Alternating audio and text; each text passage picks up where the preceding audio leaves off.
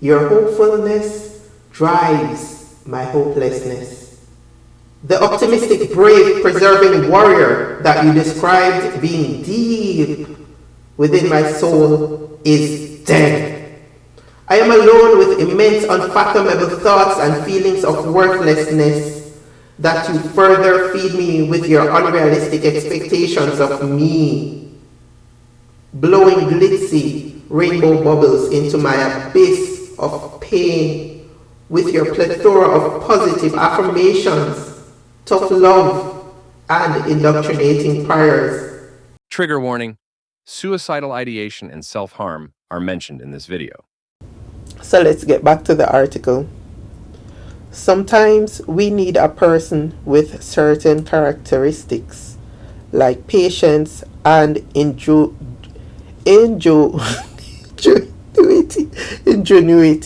Oh my gosh, I wrote this and I am tongue twisted by my own words that I wrote. Has that ever happened to any of you, who like you write something and then you're tongue twisted by the thing that you wrote when you're reading it?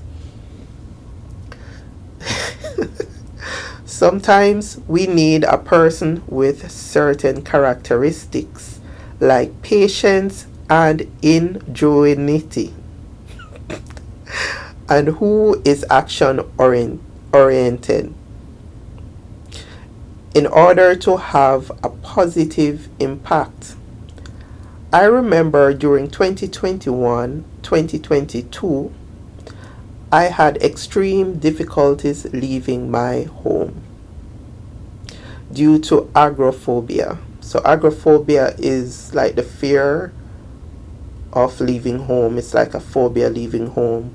So I have gone through that like for a couple of years. Trust me, it wasn't a pretty experience. I remember during 2021 to 2022, I had extreme difficulties leaving my home due to agoraphobia. For almost a year, I remained completely isolated despite feeling the need to interact. Yeah, so you want to interact, but I don't know. Mental health is like, for almost a year, I remained completely isolated despite feeling the need to interact. In addition, for various reasons, I was ostracized and not included in most in-person gatherings. At the time, my therapy sessions were online.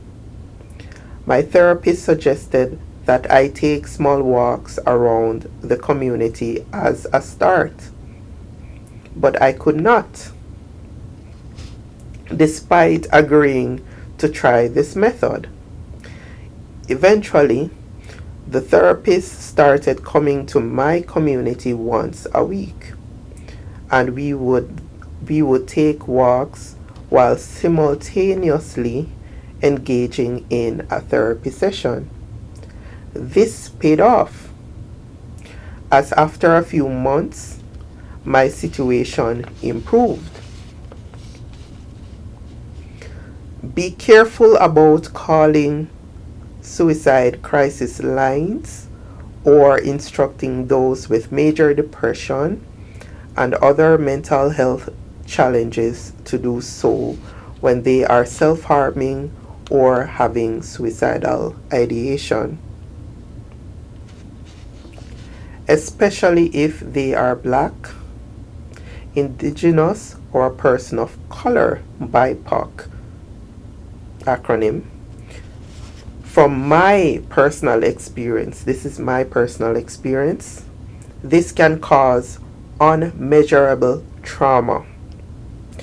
This is because most times these agencies will not send a mental health practitioner. Instead, they are likely to send police officers. right here in Canada, most times it's going to be white police officers who are not sensitized to racism and the ongoing effects of criminalization of black indigenous people of color through police brutality. Listen this part carefully, because I'm not going to withdraw this statement. I hold firm to this statement even to this day. Police are not trained mental health practitioners. Repeat. Police are not trained mental health practitioners. Before calling a crisis hotline, never forget that racism still exists. It still exists here in Canada. Never forget the names of the mentally ill black indigenous people of color who died after police were sent to them. Let me call the names. Regis Korshinsky Pocket, Chantel Moore, DeAndre Campbell, Ijaz Ahmed Chaudhry, and Tarish Ramroop. I hope I have their names correct.